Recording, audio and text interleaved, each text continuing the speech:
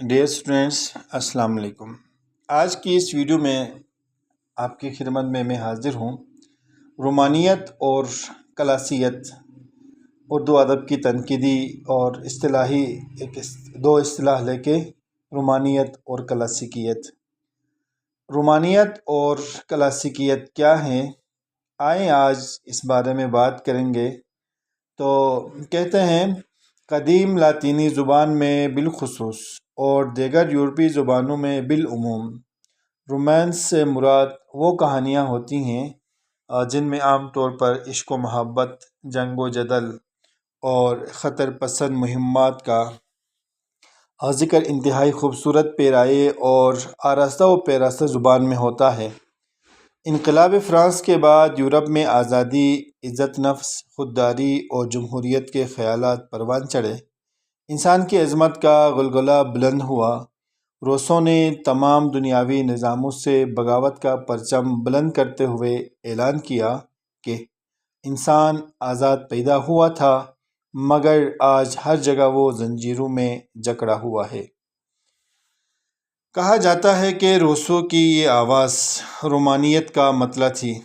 ادب کے سلسلے میں وارٹن اور برڈ نے یہ لفظ استعمال کیا ہے، بعد میں گوئٹے اور شلر نے، جبکہ شلیگل اور مادام ڈی سٹیل نے اسے ایک اصطلاح کے طور پر استعمال اور مروج کیا۔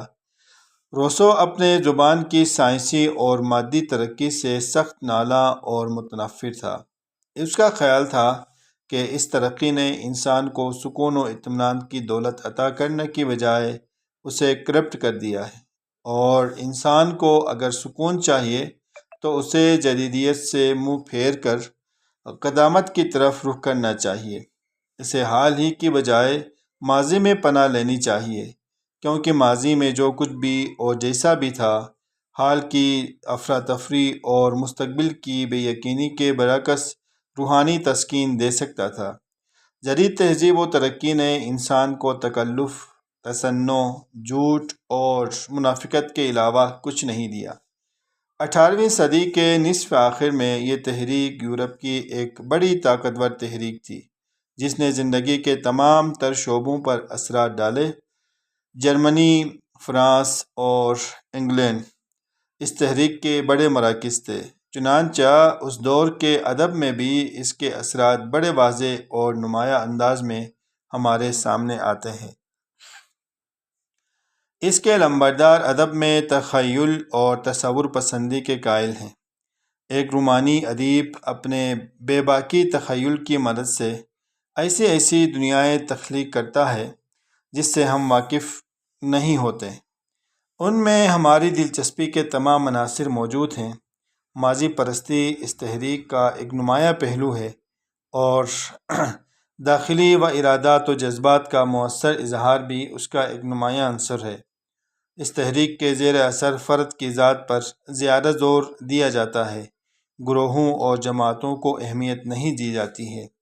ایک فاضل نقاد کے الفاظ میں یوں دیکھیے: رومانیت ہر جذبے کو اس کی انتہائی شکل میں پسند کیا ہے۔ قوت حیات کے مجسمے تراشے، انہیں تابناکی اور تابندگی کی پرچم عطا کیے۔ کبھی مشیت کے آگے مجبور انسان کی افسردگی اور کبھی کرب کو موضوع بنایا۔ کبھی کلو پتر کے حسن کے تقدس میں کھو گئے تو کبھی اہرمن کی باغیانہ سرکشی اور ڈان جوان کی آسودگی اور گناہ و معصومیت کے نغمے گائے۔ آزادی کا نام لیا تو مروجہ اصولوں کو توڑ کر نئے اصولوں کی تعمیر سے زیادہ مزاج فطرت کی طرف واپسی اور جذبے کی بے لاگ پرستش پر زور دیا۔ انقلاب کا نام لیا تو انسانیت کی تمام تر مذہبی اور اخلاقی قدروں کی شکست و ریخت ضروری سمجھی۔ اردو میں اس تحریک کا آغاز 20ویں صدی کے شروع میں ہوا۔ اس سلسلے میں ٹیگور کی ماورائیت، اقبال کی روایت شکنی اور ابوالکلام آزاد کی انفرادیت خاص طور پہ قابل ذکر ہیں۔ اقبال کی شاعری میں جذبات کی افراد اور وجدان کا غلبہ، ان کے فطرت پسندی، بے باک اور طوفانی جذبوں سے محبت کا رجحان، ان کے رومانوی ہونے کی دلیل ہے۔ ابوالکلام آزاد کی نثر رومانوی انانیت، تخیل کی فراوانی اور شدت و جذبات کا اعلیٰ ترین مظہر ہے، اور یہی عناصر رومانیت کو تشکیل دیتے ہیں۔ اردو نثر میں سجاد حیدر یلدرم، سلطان حیدر جوش، خلیقی نیاز فتح پوری اور حجاب امتیاز علی کے نام نمایاں ہیں۔ شاعروں میں اختر شیرانی زیادہ نمایاں رومانی شاعر کی حیثیت میں سامنے آتے ہیں۔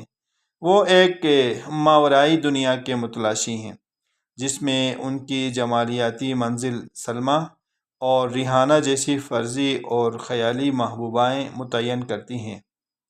اختر روزمرہ کی زندگی اور ان کی یکسانیت سے بور نظر آتے ہیں، اس لیے وہ زمین و آسمان سے ایک الگ نئی دنیا تعمیر کرتے ہیں، جہاں فطرت کے نظاروں اور نوخیز بہاروں کی دنیا پاکیزگی، خلوص اور جذباتی وفور کی انتہا ہے۔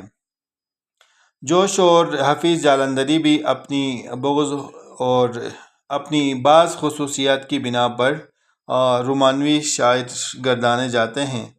تنقید میں رومانوی تنقید کی ابتدا کا صحرا عبدالرحمن بجنوری کے سر ہے، بعد میں مجنون گورکھپوری بھی ان کے ساتھ آ ملتے ہیں۔ فیض مجاز، علی سردار جعفری کی شاعری، کرشن چندر، احمد علی اور عصمت چغتائی کے افسانے اور اختر حسین رائے پوری کی تنقید جدید دور کے رومانوی رجحانات کے نمائندے ہیں۔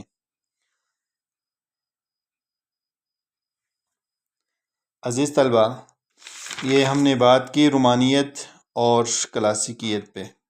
رومانیت کیا ہے، کلاسیکیت کیا ہے، شعراء کی آرائیں آپ کے سامنے، اور جدید شعراء اور قدیم شعراء اور انگریزی ادب کے شعراء، اردو ادب کے شعراء، تمام شعراء کی رائے آپ کے سامنے رکھی۔ امید کرتے ہیں ویڈیو آپ کو پسند ضرور آئے گی۔ اپنی رائے کا اظہار کومنٹس سیکشن میں کر دیں اور چینل کو سبسکرائب کریں، اور اگلی بات اپنا ڈھیر سارا خیال رکھیں۔ اللہ نگہبان۔